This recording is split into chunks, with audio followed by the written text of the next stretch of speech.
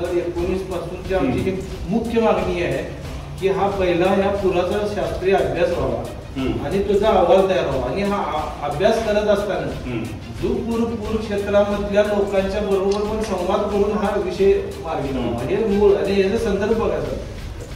130 ग्रामसभेत ठराव दिले तरी सुद्धा आमची मिटिंग लावली नाही. आम्ही इतके 130 साहेब जर आपण बघितली गावं कमीत कमी 4 ते 5 लाख लोकांचा हा प्रश्न आहे जिल्ह्यातल्या. आमचं म्हणणं आहे की ह्याचा व्यवस्थितपणे शास्त्रीय अभ्यास करा आणि हा करत असताना प्रत्येक ठिकाणची पुराची आजची जी परिस्थिती आहे त्यातले कारण वेगळे आणि सगळ्यात मुख्य जे कारण आहे की रस्ते विकासाचं जे भराव टाकून रस्ते केले त्यामुळे सगळ्यात मोठा प्रॉब्लेम आहे. आज आता उदाहरणासाठी सांगतो आमच्या आता आम्ही ज्या भागातला आज हे निवेदन द्यायला लागलो पश्चिम भागात म्हणजे 2019चे क्रशिंग कार्ड आमचे 3 कारखान्यांचे कुंभिका साखर कारखाना, भोगवळ साखर कारखाना, DY पाटील साखर कारखाना, दालमिया थोडा पार्ट आमच्या ऊस जातो. कमीत कमी 5 लाख टन ऊस वाढतोय यावर्षी कारण ह्या वर्षी पूर आलेलं नाही. 5 लाख टनाचे पैसे किती झाले? 2 कोटी रुपये 200 कोटी रुपये झाले. हे म्हणजे ही ऍसेट नुसतं आमचं नाही ना देशाचं पण ऍसेट आहे ना मूळ. मग ह्या विषयासाठी किती दिवस आपण असं करणार? हे करत असताना आम्ही काय म्हणतो की बाबा हा अभ्यास करा. ह्या अभ्यासानुसार रस्ते विकासाचं काम करा. आज आमच्या गगनबावडा रोडचं काम चालू आहे हे कुठेही त्याचं लक्षात घेतलं नाही. आता हा याचा भराव टाकून चालू आहे हे मागल्या 19 पेक्षा सुद्धा पूर पातळी वाढवत. आमचं म्हणणं एवढंच आहे की संबंधित खात्याची एक मिटिंग लावा ना खात्याची मिटिंग लावा आणि म्हणजे आता आम्ही NH4चा जो विषय होता त्या संदर्भात आम्ही पूरग्रस्त समितीने अहवाल त्याबद्दल आम्ही मागल्या महिन्यात आम्ही ते तिथं आंदोलन करायसाठी म्हणून अभ्यास करतो. नॅशनल हायवे अथॉरिटीनं ते आमचे विषय समजून घेतले त्यांनी काम थांबवलं ते नवीन फेरप्रस्ताव पाठवला. म्हणजे म्हणणं कसं आहे की आज आम्ही जी बाजू मांडायला लागलो की बाजू समजून घ्या. म्हणजे आता कसं आहे की आता मी जे म्हणलो ती वस्तुस्थिती आहे आणि म्हणजे आम्हाला पण कळते. आज आमचं पण वय 50-52 वर्ष. 89चा पूर साहेब आम्ही बघितलं. 89चा पाऊस बघितलाय कोल्हापूर मधला तेव्हा सुद्धा पाण्याची पातळी वाढली नव्हती. आज पश्चिम भागातल्या आमच्या गावांमध्ये आज पाणी घुसायला लागलं. आता हे म्हणजे सगळ्या गावांमध्ये पाणी घुसायला कधीही त्या गावात पाणी जात नव्हतं. मग तू म्हणजे आज पुनर्वसन करणार काय करणार? तू कुणासाठी चाललाय विकास? आता हे रोड चाललाय हा रोड जो चाललाय आता गगनबावडा रोड आमची कमीत कमी 2.5 लाख लोक आम्ही प्रभावित होतो या रस्त्याचा नुसता भरावा टाकला तर. मग कुठल्या लोकांना जाऊन कनेक्ट करणार आहे कनेक्टिव्हिटी करणार आहे फक्त म्हणणं समजून घ्या. म्हणून हा सर्वांना भेटायचा आमचा मूळ उद्देश असा की ही सगळी परिस्थिती समजून घेणं गरजेचं आहे आणि ह्यानुसार काहीतरी आराखडा करायला पावलं सुरुवात तरी करूया. आम्ही म्हणत नाही एका दिवसात हा विषय संपणार नाहीये पण आपण आज आता त्या रस्त्याचं डेव्हलपमेंट चालू आहे तर त्याच्यासाठी काय म्हणजे जे काय आता काय सुधारणा करायला सुरू तरी करूया. आता पहिलं कसं आहे म्हणजे सर त्या बालिंगचा आता जो पूल आहे जुना तिची लांबी वाढवायला नाहीतर ते पाणीच निघून जात नाही.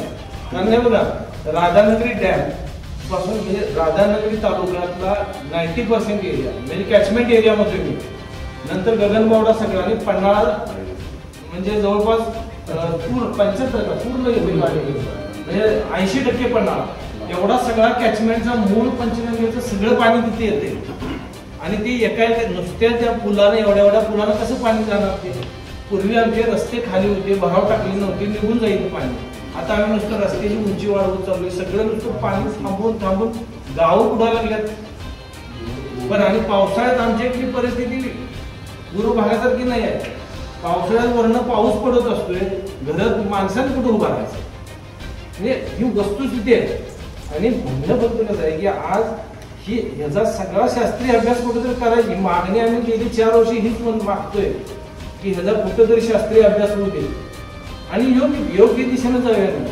आता जर का नाही आमची एवढी जर सगळ्यात फर्टाईल लँड जी आहे ती पाण्याखाली घालून आम्ही कुठली नवीन जमीन आणणार आहे सगळी जास्त उत्पन्न देणारी सध्या शेती पाण्याखाली चालली. सर मीटिंग लावूया ही मीटिंग सर आता हे कसं आहे म्हणजे आमचं म्हणणं हे आजचं निवेदन टिप्पणी ठेवा आणि बाबा एवढ्या सरपंच यांनी वेळ मागितलेली, साहेबांची वेळ घेऊन त्यांना कळवा आणि आपण काय काय केले त्याची एक नोट तयार ठेवा.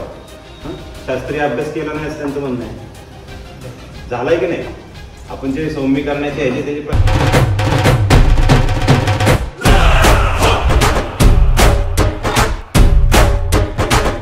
पूरग्रस्त समितीच्या वतीनं कोल्हापूर जिल्ह्यामध्ये जी वर्षानुवर्षी पूरस्थिती गंभीर होत चालली, त्या संदर्भानं आम्ही काही ज्या पूर्वी मागण्या केल्या, त्यामधली प्रमुख मागणी अशी होती की ह्या सगळ्या पूर परिस्थितीचा शास्त्रीय अभ्यास व्हावा आणि त्या अहवालानुसार कुठली जी विकास कामं आहेत ती व्हावी.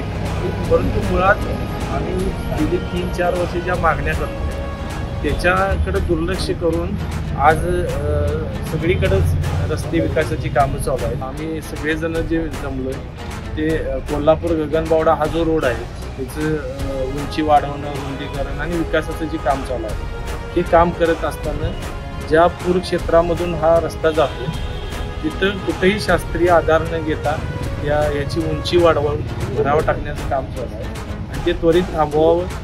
त्याचबरोबर तिथं या रस्ता करत असताना जे त्यांना लागून असणारी जी गावं आहेत तिथल्या गावातल्या स्थानिक लोकप्रतिनिधींचा विचारात घेऊन तिथल्या स्थानिक लोकांच्या या रस्त्यांच्या संदर्भातल्या काय अपेक्षा आहेत त्या विचारात घेऊन तो रस्ता विकास व्हावा. दुसरं आहे की ज्या आमच्या शेतकऱ्यांच्या जमिनी रुंदीकरणामध्ये गेल्या त्यांच्या कॉम्पेन्सेशनचे विषय आहेत आणि हे सगळ्या विषयानं आज आम्ही जिल्हाधिकारी साहेबांना भेटायला आलो होतो आणि आमच्या सगळ्याच पूरग्रस्त बांधव आणि सर्वच आमच्या त्या भागातील सर्व नेते मंडळींना तुमच्या माध्यमातून पण आम्ही हा एक संदेश देऊ इच्छितोय की आमचं जे मंगळवारीचं जे उपोषणाचं जे हे ते थोडे दिवस आम्ही स्थगित ठेवतोय कारण प्रशासन आमच्या त्या मागण्यांच्याबद्दल सकारात्मक आता विचार करायला लागले. तर तो एक आशावाद घेऊन तिथून काय मार्ग निघतोय का बघणार आहे आम्ही आणि तो नाही निघाला तर आम्ही आंदोलन उभा करणार आहोत आणि जे सगळ्यांच्यावर आमच्या सगळ्याच पूरग्रस्त ग्रामीण भागातील शेतकरी बंधू आहेत त्यांच्यावर जो अन्याय व्हायला लागला त्याच्या विरोधात आम्ही एकजुटीनं आंदोलन उभं करतो.